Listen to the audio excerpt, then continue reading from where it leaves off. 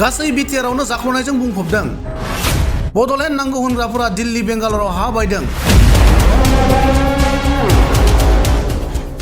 যোনে বড়োলেণ্ড লাগে বুলি কৈছিলে এতিয়া বেংগলোৰত লেণ্ড কিনিছে, দিল্লীত লেণ্ড কিনিছে। এই কথা এতিয়া কোকৰাঝাৰ মানুহৰ মুখে মুখে। এই ধৰণৰ যি দুৰ্নীতি আৰু ভ্ৰষ্টাচাৰে গোটেই বিটিআৰখনত ছানি ধৰিছে।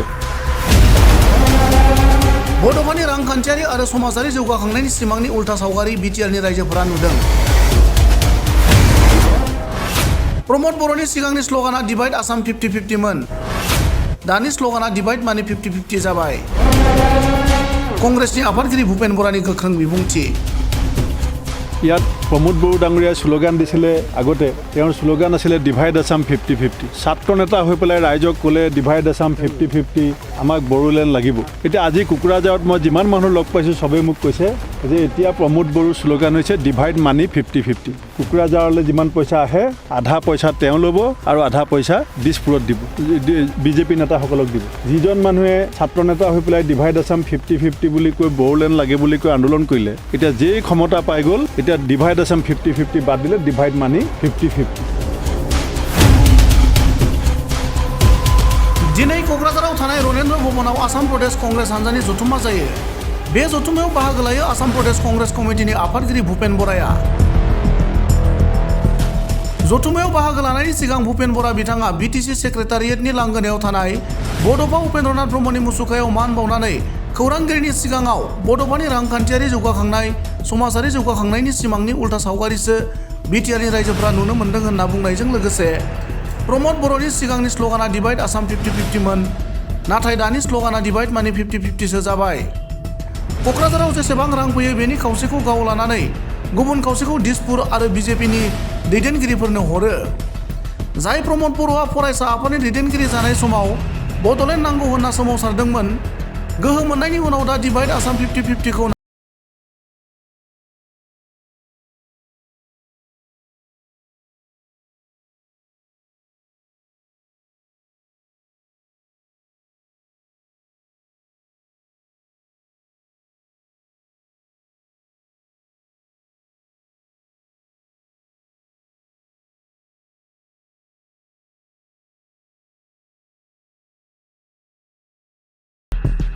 বহুত ছাত্ৰ নেতা, বিভিন্ন ৰাজনৈতিক দলৰ নেতা, শিক্ষাবিদসকলে যোগদান কৰিছে। কালি মই নগাঁৱত আছিলোঁ। অসম কলেজ শিক্ষক সন্থাৰ 3বাৰকৈ সভাপতি থকা প্ৰাক্তন সভাপতিজনে কালি লগত বহুত চিকিৎসক, সমাজসেৱী, ৰাজনীতিবিদক লৈ যোগদান কৰিছে। আজি কোকৰাঝাৰত আমি পোনপ্ৰথমে আমাৰ বডোফা উপেন্দ্ৰনাথ ব্ৰহ্মৰ প্ৰতিমূৰ্তিত আজি আমি সকলোৱে শ্ৰদ্ধাঞ্জলি জনাইছোঁ। কাৰণ বডোফাৰ যিটো সপোন আছিলে যে এই অঞ্চলৰ মানুহখিনিৰ আৰ্থিক বিকাশ, সামাজিক বিকাশ, এই অঞ্চলটোৰ প্ৰগতি, আজি তাৰ এখন বিপৰীত ছবি এই বিটিআৰৰ মানুহে দেখিছে। ইয়াত প্ৰমোদ বড়ো ডাঙৰীয়াই শ্লোগান দিছিলে আগতে। তেওঁৰ শ্লোগান আছিলে ডিভাইড আসাম 50-50। ছাত্ৰ নেতা হৈ পেলাই ৰাইজক ক'লে ডিভাইড আসাম 50-50, আমাক বড়োলেণ্ড লাগিব। এতিয়া আজি কোকৰাঝাৰত মই যিমান মানুহ লগ পাইছোঁ চবেই মোক কৈছে যে এতিয়া প্ৰমোদ বড়োৰ শ্লোগান হৈছে ডিভাইড মানি 50-50। কোকৰাঝাৰলৈ যিমান পইচা আহে আধা পইচা তেওঁ ল'ব আৰু আধা পইচা দিছপুৰত দিব, বিজেপি নেতাসকলক দিব। যিজন মানুহে ছাত্ৰ নেতা হৈ পেলাই ডিভাইড আসাম 50-50 বুলি কৈ বড়োলেণ্ড লাগে বুলি কৈ আন্দোলন কৰিলে, এতিয়া যেই ক্ষমতা পাই গ'ল এতিয়া ডিভাইড আসাম 50-50 বাদ দিলে ডিভাইড মানি 50-50। আজি এনেকুৱা কথা ওলাইছে যে যোনে বড়োলেণ্ডৰ কাৰণে আন্দোলন কৰিছিলে, সঁচা মিছা মই নাজানো, মোক মানুহে কৈ আছে যে যোনে বড়োলেণ্ড লাগে বুলি কৈছিলে এতিয়া বেংগলোৰত লেণ্ড কিনিছে, দিল্লীত লেণ্ড কিনিছে। এই কথা এতিয়া কোকৰাঝাৰ মানুহৰ মুখে মুখে। গতিকে এই ধৰণৰ যি দুৰ্নীতি আৰু ভ্ৰষ্টাচাৰে গোটেই বিটিআৰখনত ছানি ধৰিছে, তাৰ বিৰুদ্ধে আজি এই অঞ্চলৰ ৰাইজে কংগ্ৰেছক বিকল্প হিচাপে লৈছে আৰু কংগ্ৰেছৰ মঞ্চখন শক্তিশালী কৰি অহা সময়ত এই অঞ্চলৰ লগতে গোটেই দেশত ধৰ্মনিৰপেক্ষ, সামাজিক, ৰাজনৈতিক যিটো পৰিৱেশ আমি নিৰ্মাণ কৰাৰ সপোন দেখিছোঁ, সেই পৰিৱেশ নিৰ্মাণ কৰিবৰ কাৰণে আমি আজিৰ পৰা কাম আৰম্ভ কৰিছোঁ।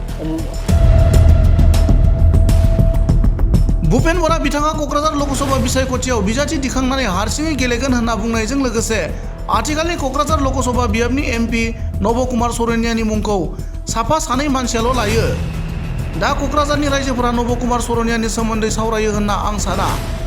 बिपिएफ आरो इउपिपिएल हानजाखौ आसामनि गिबि मन्थ्रिया राजखान्थिनि सेस खेलानि पिल बादिसो बाहायदों होनना आसाम प्रदेश कंग्रेस कमिटिनि आफादगिरि भुपेन बराया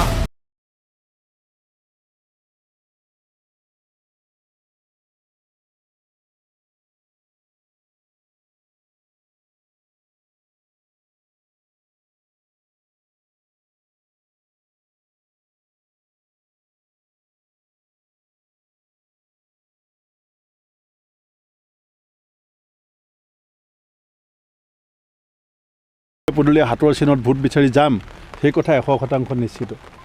আমাৰ কেইবাগৰাকীও প্ৰাৰ্থীয়ে ইতিমধ্যে ৰাইজৰ মাজত ঘূৰা পকা কৰি কাম কাজ কৰি আছে আৰু তেওঁলোকৰ মাজত আমাৰ শীৰ্ষ নেতৃত্বৰ সৈতে আলোচনা কৰি আমি কোকৰাঝাৰৰ এজন সন্তানক উপযুক্ত হিচাপে যাক আমি ভাবিম তেওঁক আগবঢ়াই দিম আৰু আমি আশা কৰোঁ যে আহি থকা সময়ত তেওঁ দিল্লীত গৈ আমাৰ যি ইণ্ডিয়াৰ যি চৰকাৰ হ'ব সেই চৰকাৰত এক শক্তিশালী কণ্ঠ হ'ব পাৰিব। নৱচৰণীয়া আগত যিমান হ'ব এতিয়া নৱশৰণীয়াৰ নাম অকল আপোনাৰ এজন দুজন মানুহৰ মুখতে আছে। এতিয়া কোকৰাঝাৰৰ মানুহে নৱশৰণীয়া ডাঙৰীয়াৰ কথা আলোচনা কৰে বুলি মই নাভাবোঁ।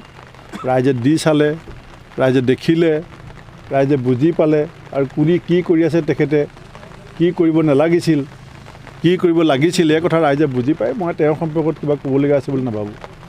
ষ্টুডেণ্ট কেনেকৈ কংগ্ৰেছ আমাৰ কোকৰাঝাৰ বা চিৰাং বাক্সা ওদালগুৰি BTC চাওক, আপুনি দেখিছে অলপ দিনৰ আগতে আমি চিৰাঙত আহিছিলোঁ। তাত আপুনি প্ৰায় 700 মানুহে সেইদিনাখন জইন কৰিছে। আজি আমাৰ ওদালগুৰি জিলা সভাপতি ইয়ালৈকে আহিছে। ওদালগুৰিত আপোনালোকে নিজে সংবাদ মাধ্যমে ৰাইজক দেখুৱাই আছে কি ধৰণে নতুন প্ৰজন্ম আগবাঢ়ি আহিছে।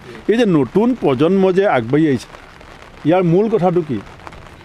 কোকৰাঝাৰৰ ৰাইজে দুটা আঞ্চলিক দল জন্ম দিছিলে, এটা BPF, এটা UPPL। কিয় জন্ম দিছিলে? যে ৰাষ্ট্ৰীয় ৰাজনীতিৰ বিকল্প হিচাপে কোকৰাঝাৰত আঞ্চলিক শক্তিয়ে ৰাইজক নেতৃত্ব দিয়ক। কিন্তু সৰ্বশেষত ৰাইজে কি পালে? যে UPPL আৰু BPF আজি বিজেপিৰ চেছ খেলৰ যেনেকৈ পিলো, তেনেকৈ অসমৰ মুখ্যমন্ত্ৰীৰ ৰাজনৈতিক দবা খেলৰ দুটা পিললৈ ৰূপান্তৰিত হ'ল এই দল দুটাৰ নেতৃবৃন্দ। আজি কিয় মানুহে আঞ্চলিকতাবাদক সমৰ্থন কৰিব? আৰু বিজেপিৰ যিটো UPPL BPFক পকেটত ভৰাই লৈ পেলাই যিটো অগ্ৰাসনৰ যিটো ৰাজনীতি, সেই ৰাজনীতিক ভেটা দিবৰ কাৰণে এতিয়া শক্তিশালী ৰাষ্ট্ৰীয় বিকল্প কোকৰাঝাৰৰ নতুন প্ৰজন্মই অগ্ৰাধিকাৰ দিছে। আৰু সেইটোৱে মূল কথা যে ইয়াত যি আঞ্চলিক দল ৰাইজৰ স্বাৰ্থ পূৰণ কৰিম বুলি পেলাই জন্ম হৈছিলে, আজি তেওঁলোকে বিজেপি RSSৰ আদৰ্শত ম্লান হ'বলৈ চেষ্টা কৰিছে। আৰু সেই কথা কোকৰাঝাৰৰ সচেতন মানুহে মানি নলয়। আৰু সেইকাৰণেই কংগ্ৰেছ দল আজি শক্তিশালী হৈছে আৰু কংগ্ৰেছ দল শক্তিশালী হ'ব।